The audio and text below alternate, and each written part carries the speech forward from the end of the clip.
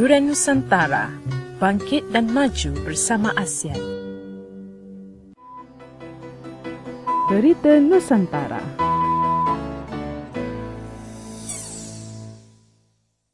Kembali lagi bersama saya Radita Arman Muhammad dalam Berita Nusantara melalui Radio Durian Nusantara, bangkit dan maju bersama ASEAN. Hari ini bertarikh 10 Mei bersamaan dengan hari Selasa, dan saya teruskan berita hari ini dalam segmen Berita Politik dan Hal Ehwal Semasa yang telah saya sediakan untuk pendengar sekalian. Berita yang pertama mengenai Kuala Krai catat suhu maksimum 37.3 darjah Celsius. Kuala Krai, Kelantan merekodkan bacaan suhu tertinggi dalam negara iaitu 37.3 darjah Celsius setakat 4 petang pada hari Isnin yang lalu.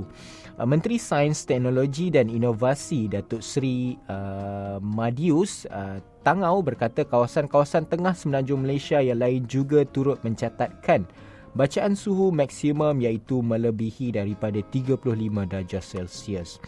Untuk bilangan hari tanpa hujan berturut-turut sehingga semalam, iaitu Kota Baru, Kelantan terus merekodkan peningkatan iaitu 36 hari, diikuti oleh Mersing, Johor sebanyak 23 hari, katanya dalam satu kenyataan pada media. Beliau menasihatkan orang ramai agar banyak minum air dan mengurangkan aktiviti luar sewaktu keadaan cuaca panas. Malaysia kini mengalami cuaca panas dan kering disebabkan fenomena El Nino, dan Jabatan Meteorologi Malaysia meramalkan keadaan itu hanya akan berakhir pada Mei dan Jun yang mendatang.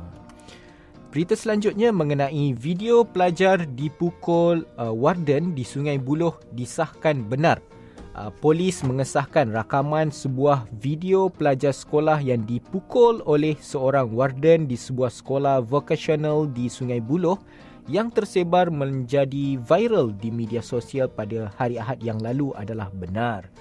Timbalan Ketua Polis Selangor iaitu Datuk Abdul Rahim Jaafar berkata pihaknya sedang menyiasat kes berkenaan dan meminta orang ramai supaya tidak membuat sebarang spekulasi mengenai kejadian tersebut. Polis menerima laporan berkaitan kes itu daripada seorang pelajar lelaki berusia 16 tahun dari sekolah terbabit di Ibu Pejabat Polis Daerah Sungai Buloh pada jam 10.25 pagi kemarin, katanya dalam kenyataan kepada media. Abdul Rahim berkata hasil siasatan awal mendapati kejadian itu berlaku pada jam 5.30 petang pada hari Khamis yang lalu selepas di asrama Kolej Vokasional Sungai Buloh, dan video berkenaan yang dirakam mula tersebar di laman media sosial petang kemarin. Beliau berkata polis menjalankan siasatan kes mengikut Seksyen 323 Kanun Keseksaan kerana sengaja menyebabkan kecederaan. Kemarin video berdurasi selama 10 saat yang merakam seorang pelajar sekolah dipukul oleh seorang warden terbabit tersebar di laman media sosial.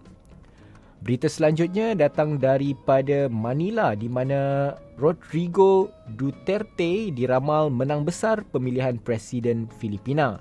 Calon kontroversi iaitu Rodrigo Duterte diramalkan meraih kemenangan besar dalam pilihan raya presiden mengikut data beberapa badan pemantau negara tersebut. Datuk Bandar Davao itu berjaya melebarkan pengaruh berikutan kempen politiknya terus melaungkan ikrar mahu membantras jenayah dan kemiskinan secara besar-besaran.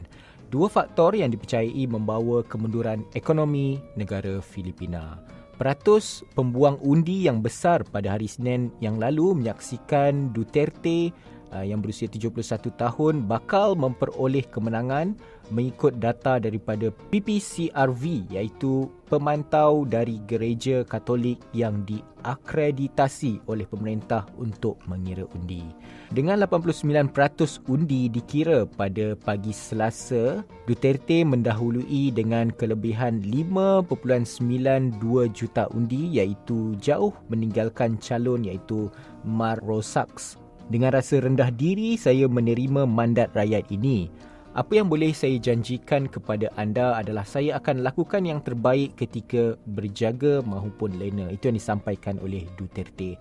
Menurut PPCRV, Duterte secara keseluruhan kini memperoleh 38.65% undian, sementara Rosaks pada 23.16% dan Senator Grace Poe di tempat ketiga dengan 21.71%. Di Filipina, pemenang diisytihar berdasarkan calon yang memperoleh undi yang terbanyak. Poe menjelang tengah malam semalam membuat pengumuman menerima kekalahannya dan menghormati sentimen rakyat serta keputusan pilihan raya itu. Duterte meraih populariti kerana ikrarnya yang berapi-rapi untuk membunuh ribuan penjenayah selain mengancam untuk memusatkan kuasa jika ahli politik tidak patuh kepadanya. Beliau sering mencetuskan kontroversi apabila bangga mendedahkan tentang hubungannya dengan wanita, berjenaka tanpa simpati tentang seorang wanita Australia yang terbunuh dalam rusuhan penjara pada tahun 1989, malah pernah melabelkan Pope dengan gelaran yang menghina. Oleh kerana membawa gaya dan keceluparan itu, Duterte mendapat gelaran Trump dari Timur. Sebagai perbandingan kepada personaliti calon Presiden Amerika Syarikat iaitu Donald Trump yang sering mengeluarkan pandangan yang melampau. Pemilihan presiden itu bagi menggantikan Benicio Aquino yang sering mengingatkan rakyat negara itu agar berwaspada dengan risiko diperintah di bawah kuasa diktator. Aquino dilihat sedaya upaya memberi sokongan kepada Rosaks yang dilihat sebagai calon yang layak untuk memimpin masa depan negara tersebut. Selanjutnya, berita yang terakhir datangnya daripada Thailand di mana lembu ramal musim hujan tiba di Bangkok. Petani di Thailand terjejas akibat kemarau menerima sedikit berita baik apabila 2 ekor lembu yang dianggap suci meramalkan nasib mereka akan berubah apabila musim hujan tiba tidak lama lagi. Ramalan itu dilakukan ketika pesta membajak tanah, satu upacara purba bagi menandakan permulaan musim menanam padi. Ketika perayaan itu, lembu suci yang mesti mematuhi ciri fizikal yang ketat dan berkelakuan baik diberi beberapa mangkuk untuk mengandungi pelbagai jenis makanan. Dalam upacara semalam yang diketuai oleh Putera Mahkota Thailand, 2 lembu itu memilih untuk memakan beras, bijan, rumput kering dan meminum air serta arak. Jabatan Haiwan Thailand berkata kombinasi makanan yang dipilih itu menunjukkan air mencukupi, tanaman subur dan perdagangan asing yang lebih baik pada tahun hadapan.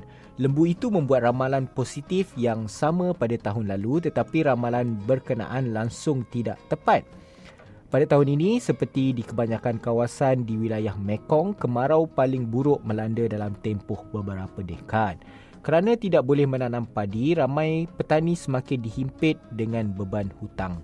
Ribuan penduduk kampung di timur laut Thailand terpaksa bergantung kepada bekalan air yang dibawa lori tangki selepas sungai dan tasik tadahan air kering. Musim hujan biasanya bermula pada Mei dan sampai ke kemuncaknya pada Ogos dan juga September. Itu saja berita politik dan hal ehwal semasa yang telah saya sediakan untuk pendengar sekalian. Kita rehat sebentar sebelum nanti saya teruskan lagi dengan berita ekonomi dan bisnes.